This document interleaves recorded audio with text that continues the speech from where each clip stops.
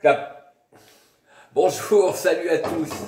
Il y a quand même du Crétois qui m'a demandé si, avec d'autres restaurateurs, pour la semaine prochaine, si on voulait bien faire une recette avec des truffes. Alors moi, j'ai pensé à une petite recette avec des truffes et qui s'appellerait truffes et coquilles. En fait, je vais faire une paella aux coquilles Saint-Jacques et à la truffe.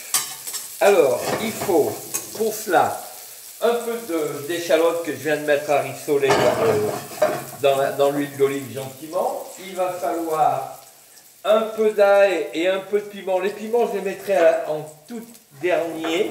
Il va falloir que j'enlève les noix des coquilles, que j'enlève la barbe autour des noix. Et ensuite, la barbe, je vais la nettoyer, la faire tremper pendant pas mal de temps. Et la couper comme ça, vous voyez. Donc là, pour 2 personnes, j'ai mis 2 coquilles par personne.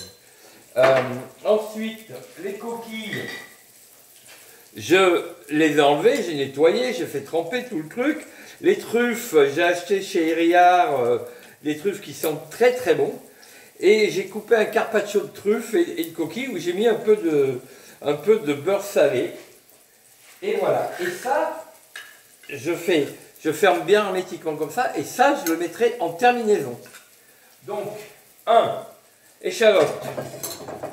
2, les barbes que je fais revenir gentiment. Ça va un tout petit peu, voilà. Ça va cuire de toute façon avec le riz. 3, un peu d'ail. Voilà. 4, le riz que je mets. Évidemment, le bol était nettoyé. Et là, je tourne. Je mélange bien le riz avec l'huile et le fond l'eau de la barbe, vous voyez. Ça commence vraiment à très très bien sentir bon, pardon. Et je vais rajouter du bouillon. Et le bouillon, je vais rajouter du bouillon. J'en ai fait. Vous voyez, c'est un bouillon que j'ai fait tout simple, avec des épices de coquilles.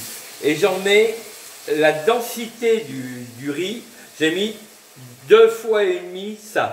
C'est-à-dire un verre de riz, 2 verres et demi de bouillon. Vous en préparez un petit peu plus en cas où ça manque. Mais il y a un truc pour la paella, c'est qu'une fois que ça a commencé de cuire, vous ne touchez plus rien. La paella va cuire d'elle-même. Là, elle commence à être magnifique. Mine de rien, ouais. Tout ça, vous voyez, ça va vite. Hein. Et donc là, j'ai mis le riz, j'ai mis le bouillon, j'ai mis les bardes, j'ai mis les échalotes, un peu d'ail. Et puis basta, je vais vous montrer ce que ça fait sans bouger la caméra. Ça fait ça. Ça va cuire 20 minutes, une petite vingtaine de minutes tranquillement. Au bout de 15 minutes, même pas, 17 minutes, un peu plus, presque à la fin, qu'il n'y aura plus de bouillon. Je mettrai la coquille et vous pouvez faire à la manière la paella de Valencia, qui est une merveilleuse paella, mais là où il n'y a pas du tout pour le coup de fruits de mer, vous la faites un peu accrocher en bas dans la poêle, vous voulez réduire complètement le bouillon et qu'elle crame un tout petit peu, là, c'est magnifique. Donc voilà, ça commence à bouillir. Je ne sais pas si vous pouvez sentir, mais moi je sens, ça sent très très bon. Et puis voilà, donc écoutez, la recette sera marquée sur le Crétois avec celle de mes collègues et confrères, et qui vont en faire une autre. Et puis donc, paella de coquilles Saint-Jacques et carpaccio de noix et truffes. C'est tout. Rajoutez pas de truffes sur la truffe. Moi, les truffes, j'ai pris 20 grammes par personne. Et voilà ce que ça fait sur 20 grammes suffisent amplement. Bon. Ça, c'est pas mal du tout. Donc, j'ai mis du beurre salé. J'ai pas salé le truc. J'ai mis que du beurre salé. Peut-être qu'il faudra rajouter un peu de fleur de sel. Mais ça, au goût. Alors, quand vous allez arriver à table avec votre poêle et les 4 coquilles posées dessus, vous allez commencer à manger la coquille comme un carpaccio de truffe et de coquille Saint-Jacques, qui sera légèrement tiède.